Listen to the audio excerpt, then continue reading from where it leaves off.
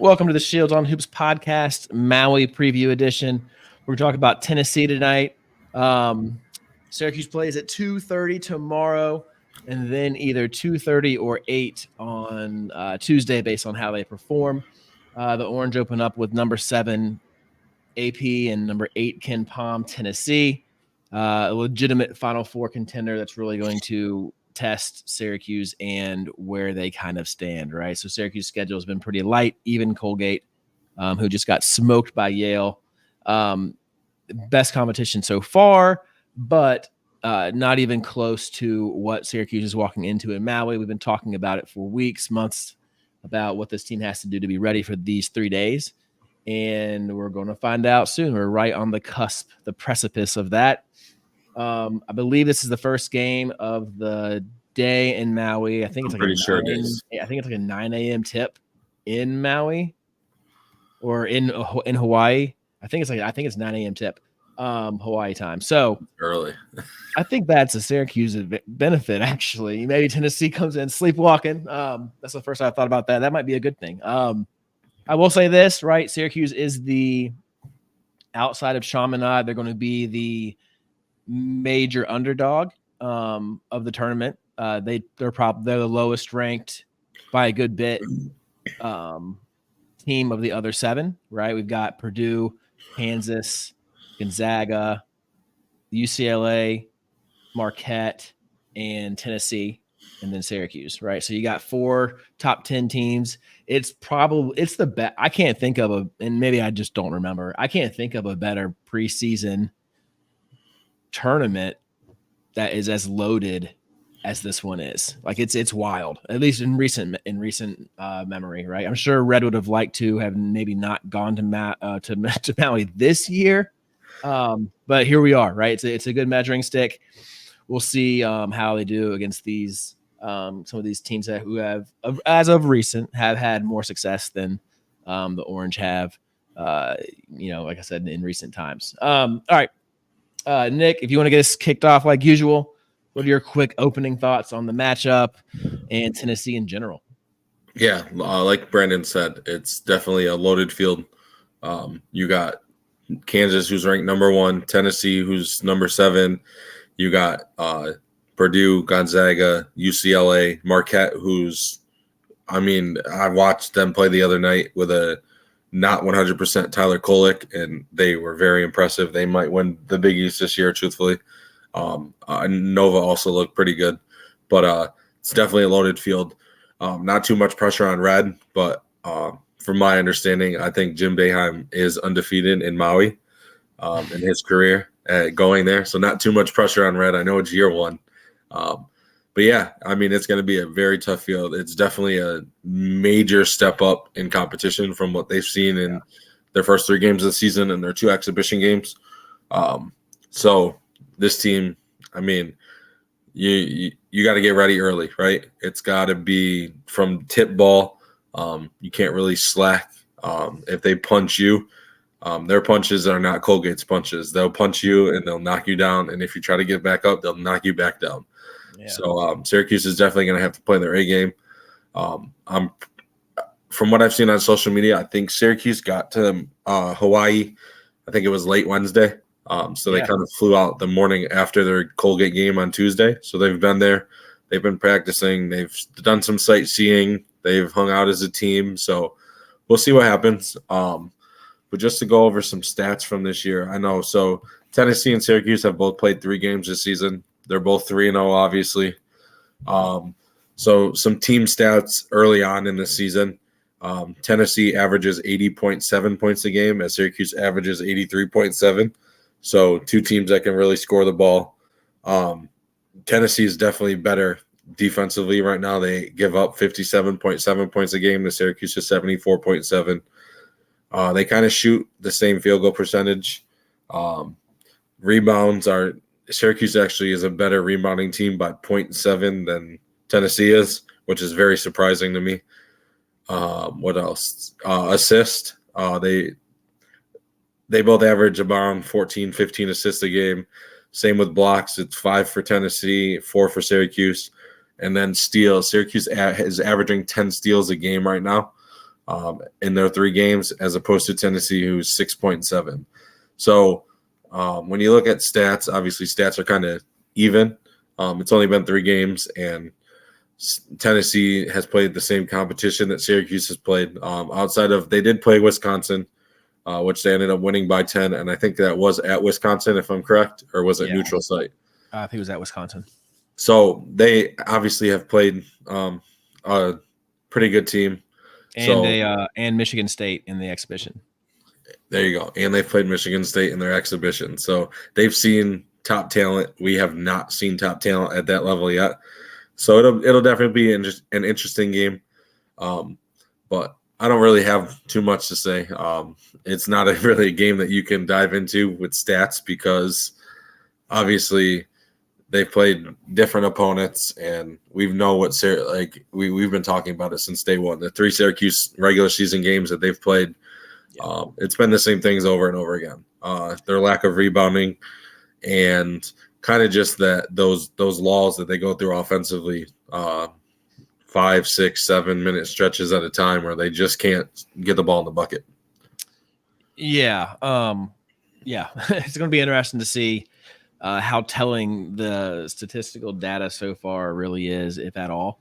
I guess, it's 3 games, but it is a sample size and you can start seeing some trends, and we'll have 6 games of data by Wednesday night. So more about Tennessee. They beat number 40. These are Ken Palm rankings. Number 40, Wisconsin, by 10.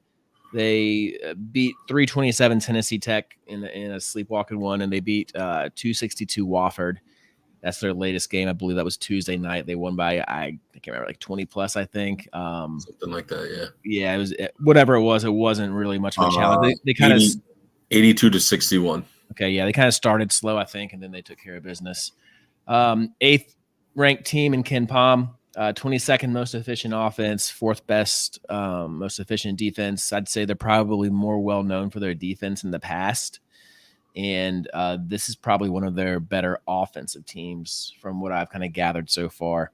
They play pretty slow overall. They're 316th in tempo. Syracuse is playing, actually, this surprised me. Syracuse right now is 41st in tempo. The 3 games in the country. So they're playing pretty fast. A lot of that's because of turnovers and just like more possessions being made, because they're turning over teams that aren't very good, honestly. I don't think that will continue, just because, like, again, Tennessee's not going to turn it over 21 times like Colgate, or like turn over like 14 times and a half, right? Those aren't going to happen. Probably anybody else Syracuse plays this year, outside of maybe Niagara or Chaminade, if it comes to that in Maui.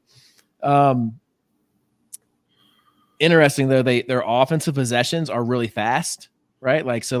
They're like top 75 almost in how quickly they get shots up, but their defensive possessions are, when I looked at it last, was 362nd. So like they're kind of quick on offense, but they make you play the shot clock on defense. So that's going to be interesting. Yeah. So Tennessee does a really good job of like really making you extend into the shot clock.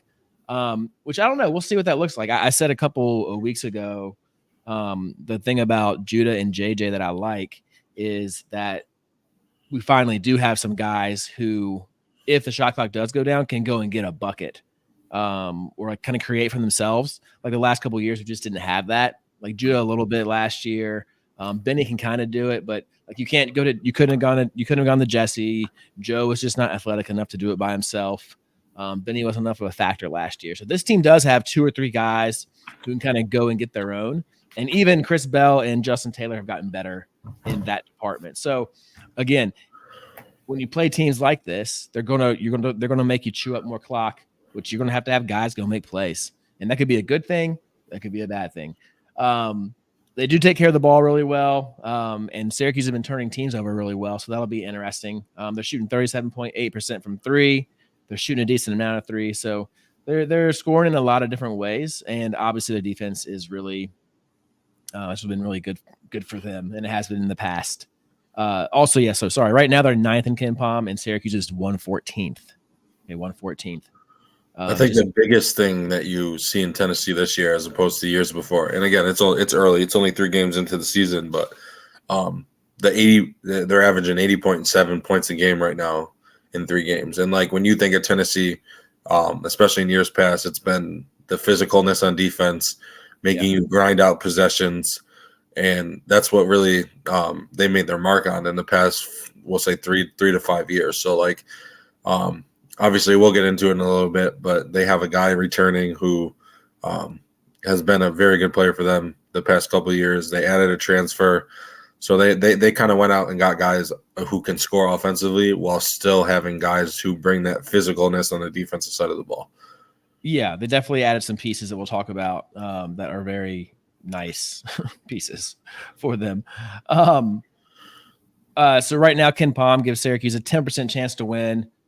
Predicted score of 80. Yes, ESPN. That's what I'm looking at right as we speak. It's 9.9% chance. Okay, so about ESPN analytics.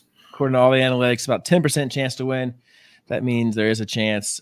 This looks like the second most unlikely win on the schedule for Syracuse. They're tied with the UVA game on the road, and the lowest chance to win is at Cameron, based on things right now. So do with that what you will. All right, so let's talk about these guys and who they got. Tennessee had a good year last year. So what did they do? They went out and picked up a first team, probably SEC player, and added to the roster. So like Dalton Connect is legit. Northern Colorado last year led the Big Sky in scoring. He's averaging 19.7 a game. He did work on Michigan State too. He is 16 for 23 from 2. That's just below 70%. He's a guard. Okay, he's like a 6'6" guard. He's very long. If you watch the video that I put out, you see what he can kind of do.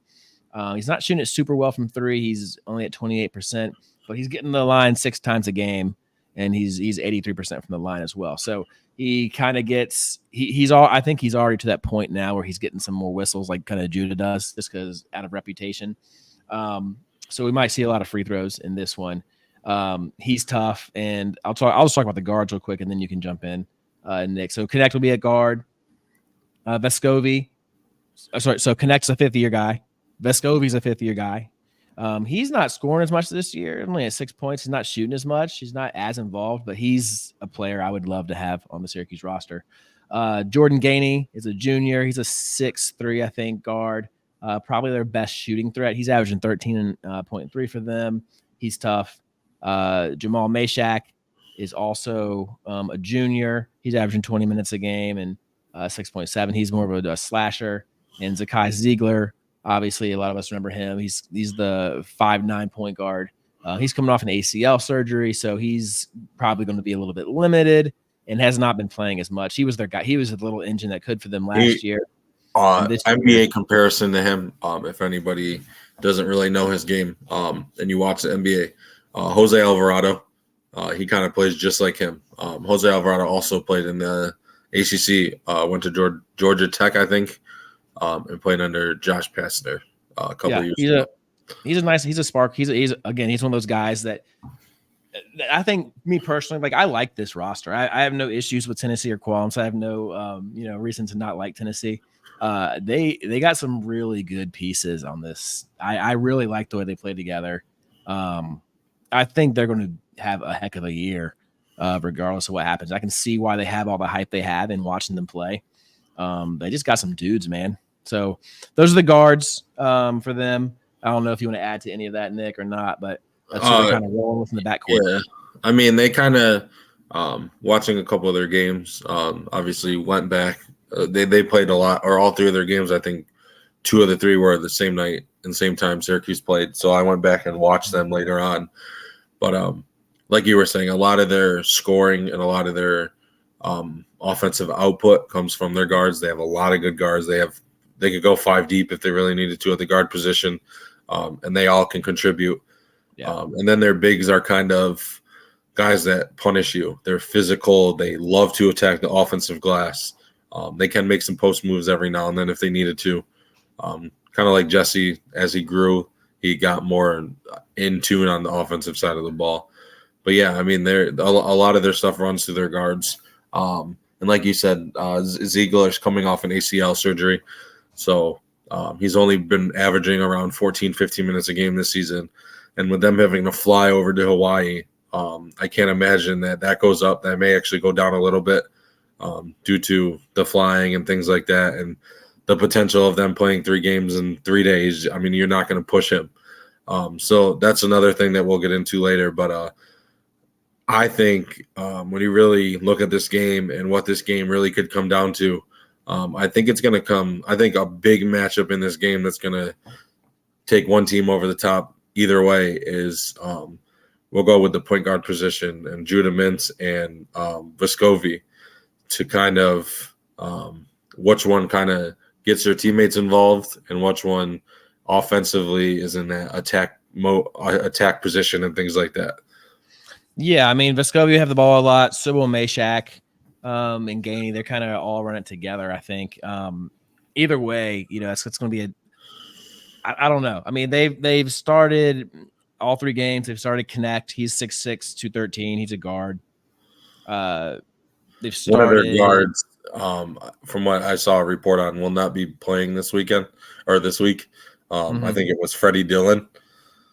He really hasn't gotten many minutes this year, but he will not be suiting up from what I've heard on from reports at all during this tournament. Yeah, he's a young guy, I think. Vescovi is 6'3", kind of a shifty kind of guard. He's a lefty. He's very crafty. Can shoot it as well. Meshack is 6'4", 201. He's a little more explosive, pretty good in transition. Those are the guards they've been starting. They've been playing connected to 3. They've been playing, what's his name? His name is Josiah Jordan-James. He's been playing the 4. He was very good for Tennessee last year. Yeah, he's good this year. And then they have Jonas Adu. He is 6'11", 240. Off the bench for them is Awaka. He's 6'8". Gainey is 6'3", and then Ziegler's 5'9". So they play other guys, but nobody else has averaged more than 10 for them. So I don't know that they are, especially if Ziegler can't play like he normally has. They're not super deep. Deep. Yeah, they're like 7 or 8 deep, which is fine. Not a problem at all. But yeah, as far as matchups go, I mean, I imagine. When you kind of look at, like, I know a lot of people look at matchups. They look at height, weight, and things like that. And if you look at matchups that way, Syracuse definitely matches up with them physically, in the terms of height at positions, kind of weight at positions. But obviously, playing in the SEC and playing in the ACC, there's a different brand of physicalness on the floor. But again, that goes to we assume that Syracuse may start Benny this game as opposed to coming off the bench, because obviously Benny would probably be matched up with just Josiah Jordan-James. Obviously, the 2 guards you could kind of switch on and off on either one. If you're Syracuse, I would rather put JJ because of his physicalness on their score as opposed to Judah. But just things like that. But at the end of the day, I really think watching both these teams play this season, I really think the biggest thing that you're going to take away from this game, and to me is probably the X factor from this game, is the center position for Syracuse. Because at the end of the day, like we said, Tennessee loves to attack the glass. They have guys who go after the ball, and they don't care if they run you over or run through you. So Naheem McLeod, Malik Brown, I doubt you see Monir Hima. We haven't seen him yet. I don't think they throw him into a game like this. But if they do, Monir Hima, but just those guys, I think they're going to have to definitely defensive rebound, put their body on somebody, and be just as physical back. This is one of those games where you go out, and when you saw Naheem McLeod in the transfer portal and you grabbed him, this was a game on your schedule that you circled where he could play a huge part in this. Yeah, I mean, I'm not super encouraged based on the way things have looked. No. Last couple of games, but I mean, yeah, he's what is their center? Their center is what, 6'10", I think? Yeah, 6'10", 6'11". Not really a shooter. He's over 3 from 3 this year, so he takes them, but he's not really a guy who is going to try and hurt you that way. That's Adu. Awaka. Wait, hold on. I might have it wrong. They do actually have a guy on their bench who Syracuse was in his, I think, Final Four when he made his decision. JP Estrella. He's another big. Oh, He yeah. can kind of shoot the ball. Syracuse was actually one of his Final Four schools that he was I don't think he even played against Wisconsin. choosing between. So there's that. So yeah, so Adu is 0 for 3 from 3, and Awaka is 0 for 0. They both like to kind of crash and bang. They don't really. I didn't see them run a lot of stuff where they threw it inside to them. They kind of go get their own buckets. They get pick and rolls. They had a couple of lobs over the top just because they were just being more athletic than Wisconsin. So that's kind of how they get their buckets. They rebound pretty well. So I mean, maybe McLeod can make that match up a little bit, but I think we're going to see a ton of Malik Brown. And who, by the way, I know we've talked about it, but he's outside of the 2 exhibition games where he really wasn't 100%. He's been very good for being an undersized 5 this season. Obviously, they haven't played teams with a lot of height, but like he definitely held his own, especially against Colgate. He was probably a main reason outside of Chris Bell in the second half why they made that comeback. But he has been very good at the 5 for being undersized at that position. But again, now you're going against teams that they're used to this. They went up against guys in the SEC last year like Oscar Tshiebwe and big name guys like that. So yeah, and the biggest matchup for me, the tough one is Connect, which is not the best spot to have a weakness in, because I don't think if Benny's on the floor, you can put him on Connect, because that means Justin Taylor or Chris Bell has to guard James, which is also not a very good thing. So like I don't that's the tough one. And again, if they start the same starting lineup Syracuse does, then I mean, I'm imagining it's going to be Chris Bell on Connect. It's going to be Taylor on James. If Benny starts, I can't imagine Bell. I don't think Bell on James is going to would be really tough. But if it's Taylor, maybe he could handle James. He's a little more physical. But that's the biggest thing. I'll be interested to see what they do matchup wise, because again, that's a tough spot right there with that 3 and 4 position, right? Connect and James are both really, really good. And that's probably the area, the 3-4 area worries me the most offensively in this one. I'm not worried about the guards. I'm not worried too much about the bigs, just because, again, I don't think that the way Tennessee plays, yes, they rebound. Now, look, if Naheem's just going to turn around, stare at the rim, and not go get rebounds, okay, yeah, that is. We have a problem. But like, if he rebounds it well and he kind of just holds down the fort, okay, cool. I think that's fairly. I think they have the advantage, but it's not like a drastic advantage. The biggest thing to me is that 3-4 matchup with Connect and James. That's going to be. I think is the deciding factor. That's where I mentioned. I think it was our post game podcast of the regular season, where I kind of mentioned how Syracuse did a good job of going at certain players for certain teams and kind of getting them in foul trouble. That's where, yes, Justin and Chris Bell, if they start, it's a tough matchup defensively. But that's where 2 guys who don't mind putting the ball on the ground this year and actually stepping out and shooting more threes, that's where you have to be aggressive. Make them you can't just sit around at the 3-point line and not really make them guard you defensively and then have to go guard them fresh on the offensive side of the ball. So that's where those guys have to be active on the defensive end, set some pick and rolls for your guards, let your guards kind of go downhill at them and things like that. So it'll definitely be interesting to see how Adrian Autry plays that out. But I think this is a game where, like you said, the guard position really doesn't overly concern me, because I know what we have at guard. So I'm not going to get too high or too low on that. Yeah. But they're 3-4 and our 3-4. It's definitely going to be a very interesting point in this game, and who kind of comes out at the top. Yeah, I agree. I mean, and the thing about Connect and James is they both can play. They both can drive it. They both can play inside. They both can shoot it decently. So that's going to be the interesting thing. Okay, and here you got Tennessee starting 2 lefties as well. So that's always kind of a curveball at times. So offensively, they do a lot. They have great spacing. It's modern basketball. We're trying to get there at Syracuse now, but they space high and wide. A lot of drive and kick. It's almost like a weave type action sometimes.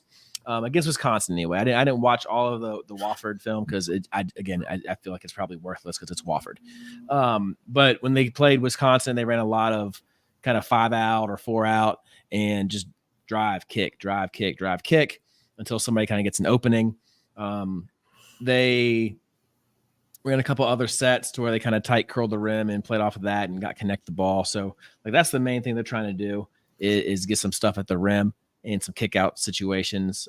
They run pretty well. I was impressed with how they attacked and transition. They throw it ahead very well. Like their guards are not holding on to the rock. They're throwing that thing ahead and attacking.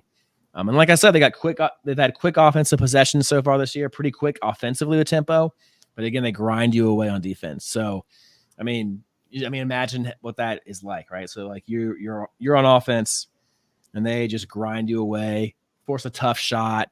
They pick up a loose ball, then bang, they come down and hit you up real quick. And then now, oh shoot, here we are. Now they're going to get up in our business again.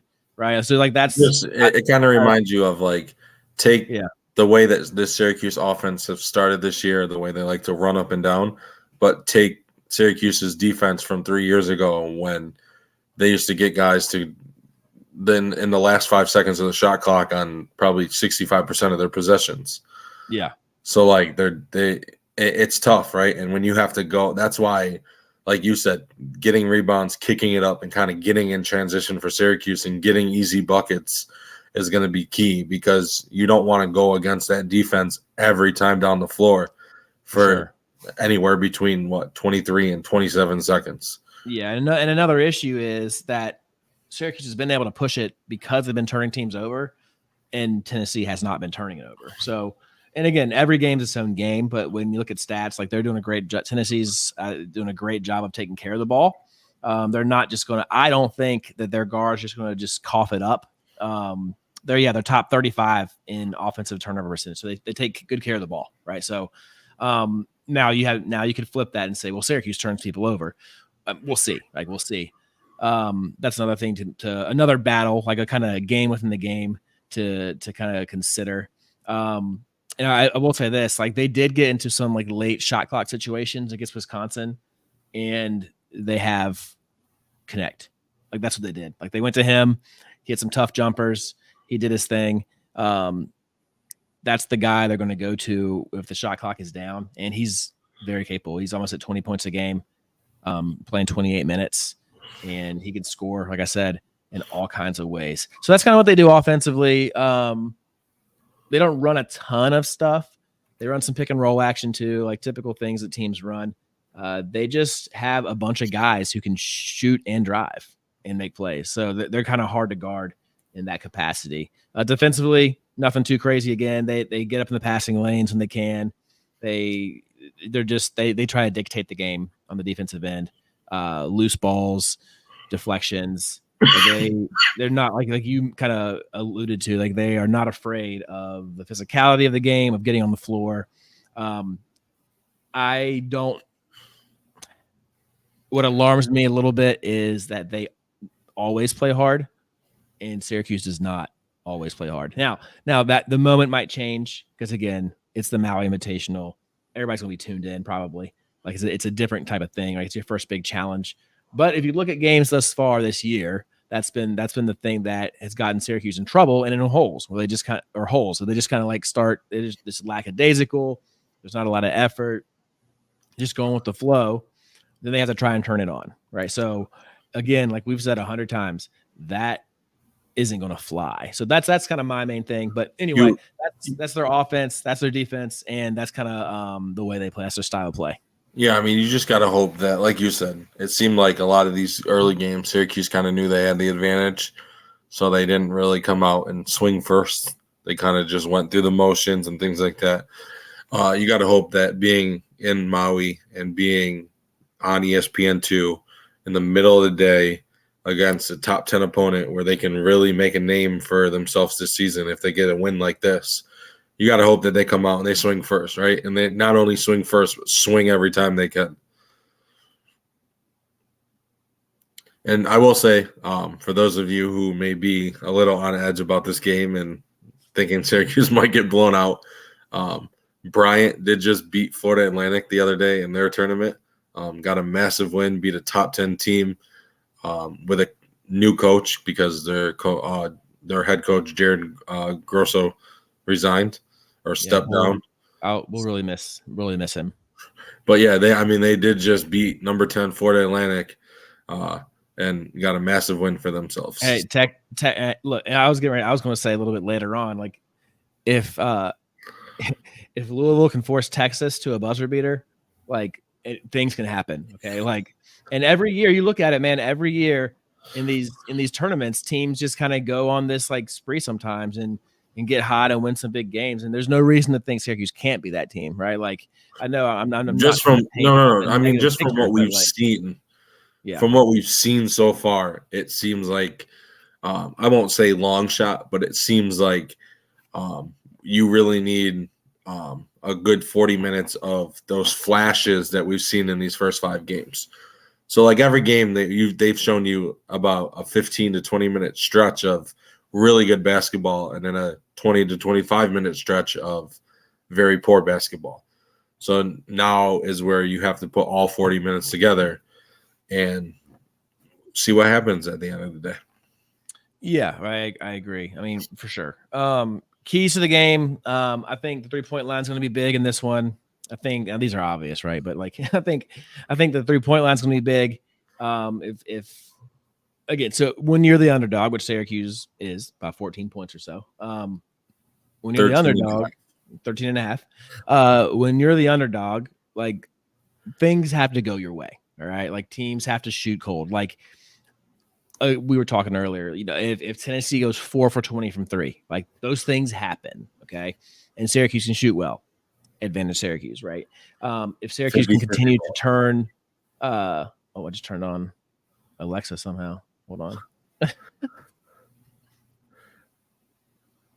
I'll keep going as you work.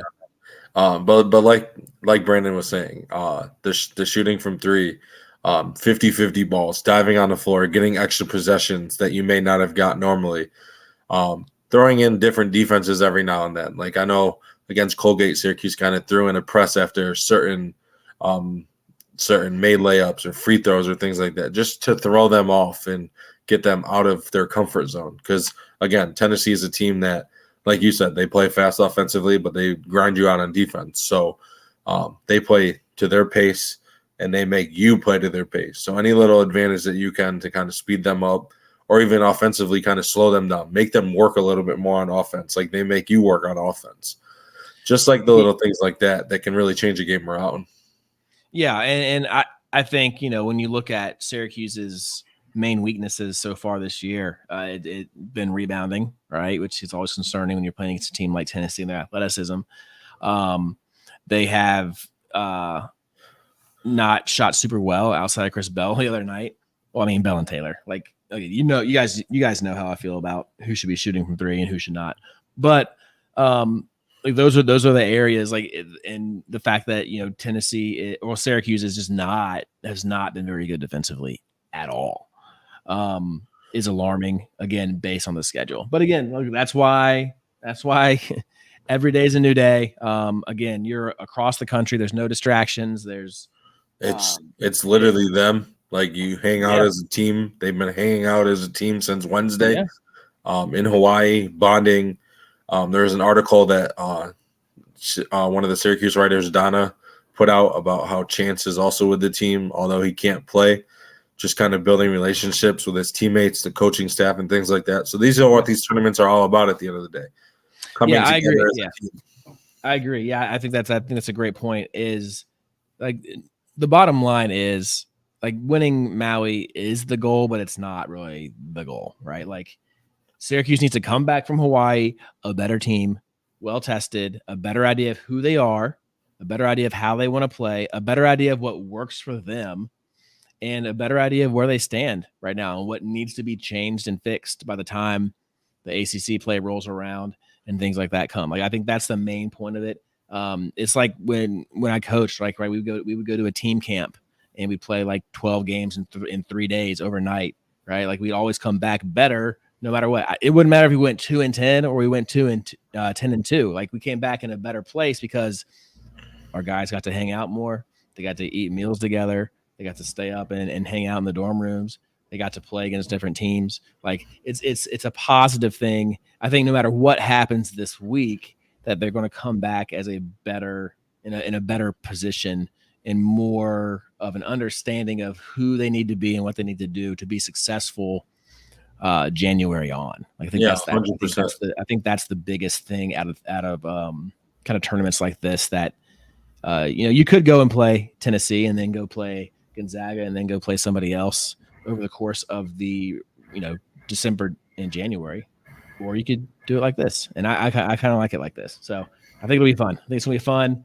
I think that it gives me a reason to get distracted during work, and it gives me something to look forward to over here, kind of leading into Thanksgiving. So I think it's all around good thing. I love that they're in this thing, that they're in Maui in general. And like we've said, it gives them a chance to make some jumps. And for all y'all who are so upset about 114 Ken Pom rating, well, you're playing the number 8, 9 team in the country, and if you put up good numbers against them, your little rankings is going to go up. So we'll see how that goes. We'll learn a lot about this team. I'm excited to see what happens. So I'm not too worried about wins and losses. I just want to see what this team is. Yeah. At the end of the day, I mean that's the biggest thing coming out of Maui.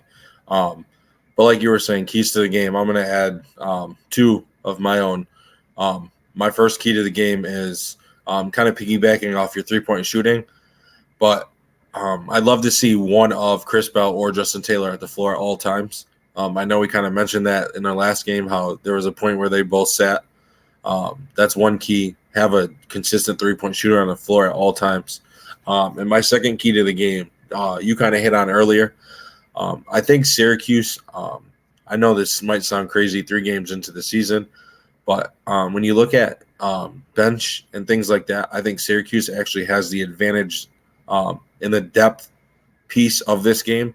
Obviously, Tennessee has only really played 7 to 8 guys in over 10 minutes.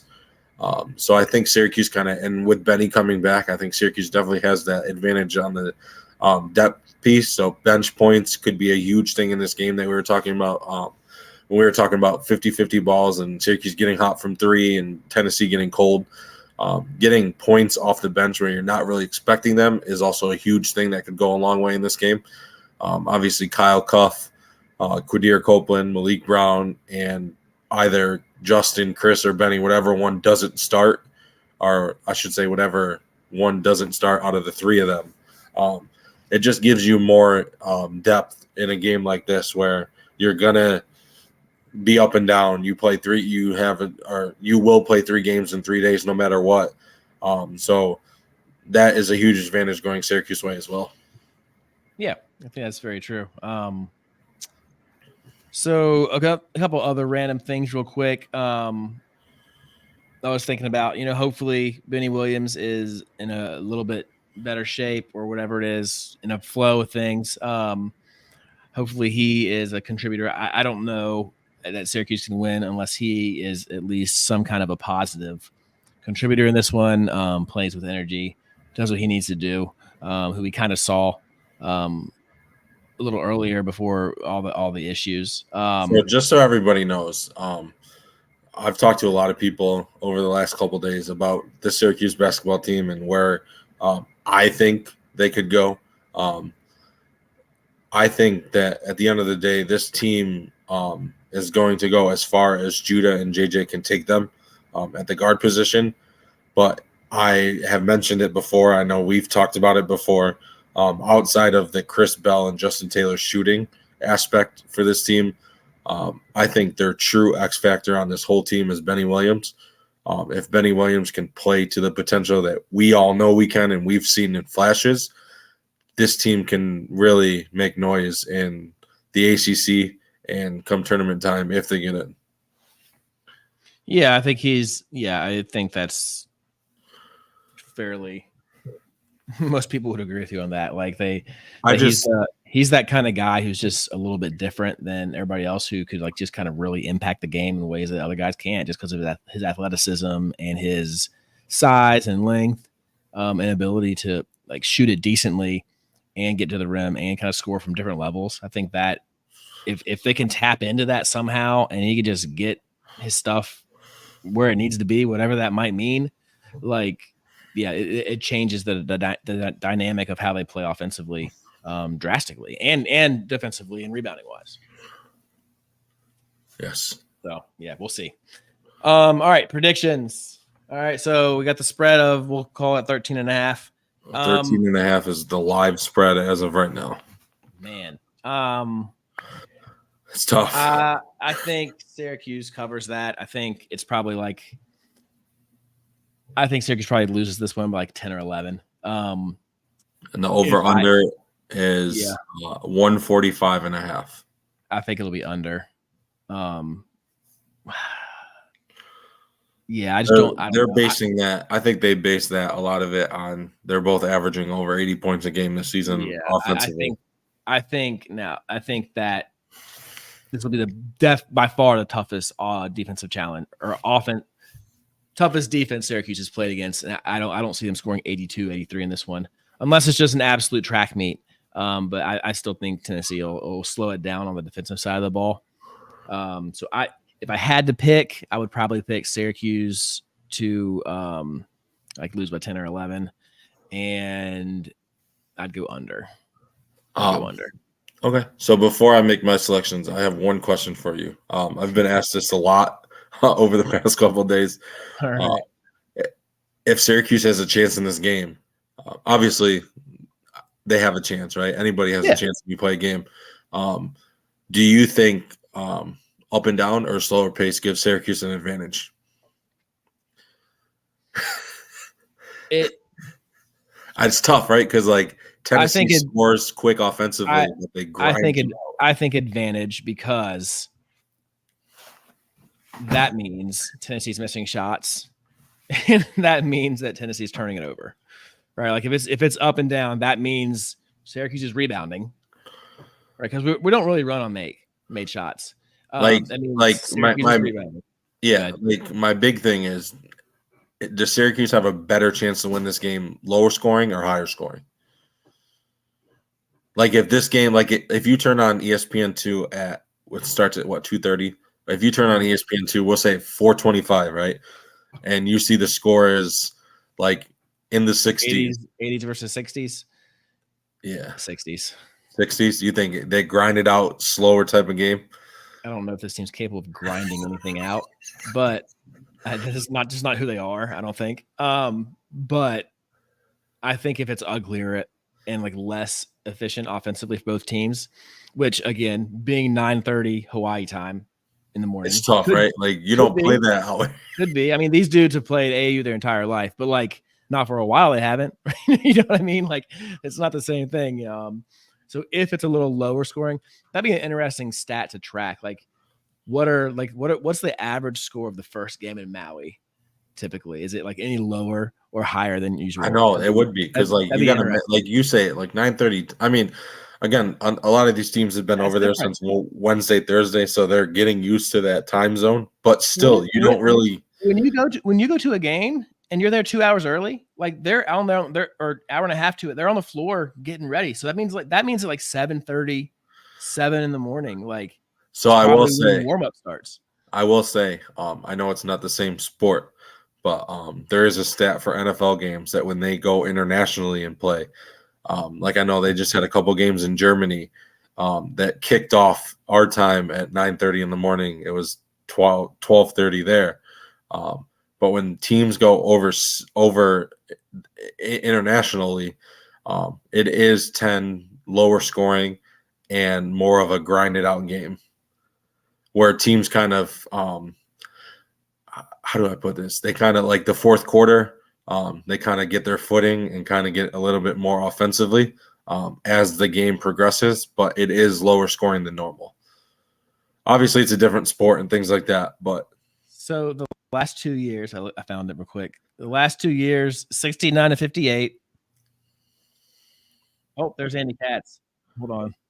And then 76-65. So might not mean anything, might mean something. But the later games, it looked like they score a little bit higher. So again, it could be nothing. Oh man, I could really go back. I could really go back and dive into this, because there's going to be day 2 has a 9:30 game too. So Yeah. maybe I'll push that tweet out later. And one thing I will say for anybody that's watched the Maui Invitational in recent years, it is not being played in Maui this year. I think it's being played in Honolulu because of the wildfires that were out there. So if it kind of looks a little bit different, that would be why. But they're going to try to get it back to Maui next year from what they're saying, as long as everything goes to plan. So if it does look different, that would be why. Yeah. But yeah, I mean, so I'll go. I'm going to go Syracuse 13.5. Definitely. And I don't know. See, that over-under is hard. It's 145. So, like, I don't know. You know what? I'm going to go over. I think Syracuse tries to make this a track meet because that's the way that they want to play offensively is get up and down. So I think Syracuse does whatever they can to kind of speed Tennessee up. I think you're going to see I don't think it's going to be much over, but I do think it's going to be over. Yeah, that's a toss-up for me. That wasn't an easy one for me to pick either. I think that's going to be very, very interesting. All right. So there's Tennessee, guys. Syracuse will get the winner or loser of Gonzaga and Purdue. Which tips at what? Isn't it 5 or 5:30? I think it's 5. I think you're right.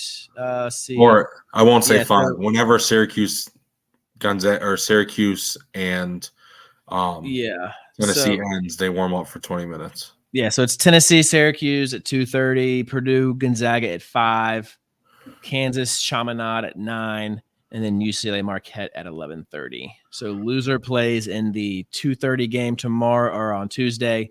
Winner plays in the primetime 8 p.m. game on Tuesday. So Syracuse will be considered the home team in this one. So probably see orange or see some white. So basically what you're telling me is if we were the away team, it would be higher than 13.5.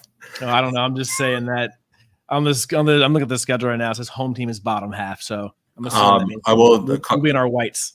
Couple things to throw out before we end this. Just so everybody knows, Jim Boeheim is in Hawaii, and from what I've been told, he will be attending games. Not sure what that means. Obviously, why would he not take the trip to Hawaii? If you're going to go to a game.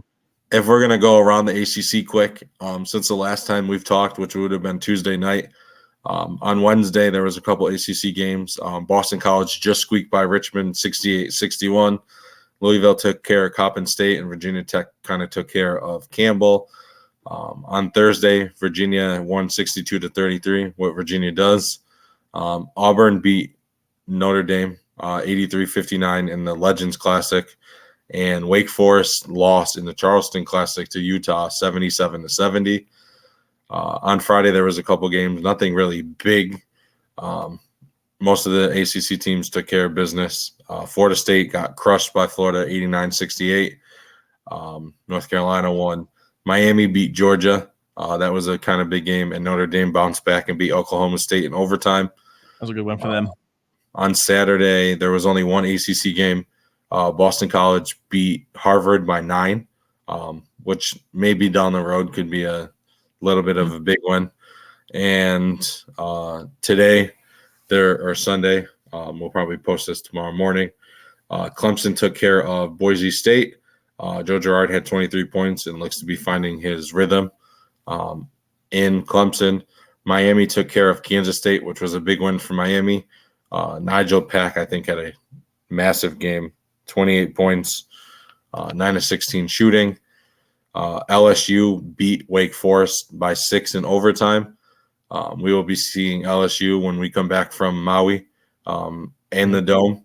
Texas just beat Louisville on a buzzer beater, like Brandon was talking about earlier. And Virginia Tech took care of Wofford by 22, who Tennessee just beat last Tuesday. And I don't know if any ACC teams are in bigger tournaments than the one Syracuse is in. Indiana plays Louisville tomorrow, 4:30 on ESPNU. I don't know how Louisville bounces back from a heartbreaker against Texas and has to go up against Indiana, but that's the life of a early season tournament. and Virginia, Wisconsin in the Fort Myers tip-off tomorrow at 6 p.m. on FS1.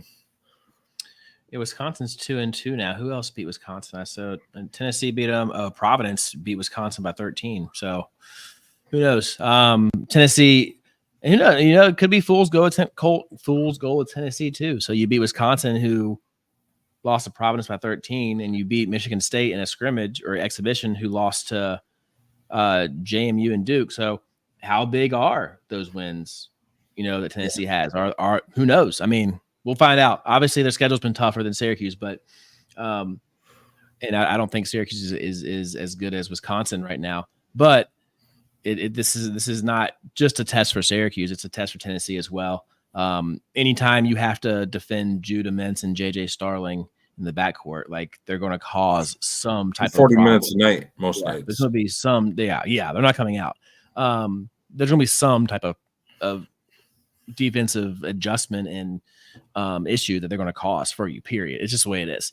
So will the supporting guys do what they need to do? We'll find out. But so Tennessee tomorrow, tune in 2:30 p.m. You said ESPN2, I think. Yes. Should be an interesting one. Tips off Maui. Crazier things have happened in Maui, as we're all aware. And Syracuse will look to defend their undefeated streak on the island. All right, we'll see what happens. Anything else you want to add? I think that's it for me. That's it. Let's go Syracuse. And like Brandon mentioned earlier, this tournament and Syracuse coming to Maui is not really about wins and losses. This team is going to learn a lot about themselves in the next 3 days. By Wednesday night or Thursday morning when they fly home, they'll know a whole lot about themselves and who they played and what they have to work on. Obviously, everybody's hope is Syracuse goes 3-0 and wins the Maui tournament, if you're a Syracuse fan at the end of the day. But don't get too caught up in wins and losses. Just get caught up in how they've played against this type of competition and see how that goes. So it doesn't get much easier when we get back from Maui. I think the only game left on a non-conference schedule that's going to be a fairly, I will say, easy game in air quotes is probably Niagara, and that's about it. And maybe Georgetown. Georgetown's not really playing too well right now, but that's a rivalry game, so anything can happen. Yeah, for sure. So we'll see. Like I said, we've been saying it all year. We'll learn a lot about these guys, and that journey for them starts tomorrow morning Hawaii time. All right. So that's it from us, guys. Thanks for tuning in. Like, share, subscribe, do other things that you do to help us out.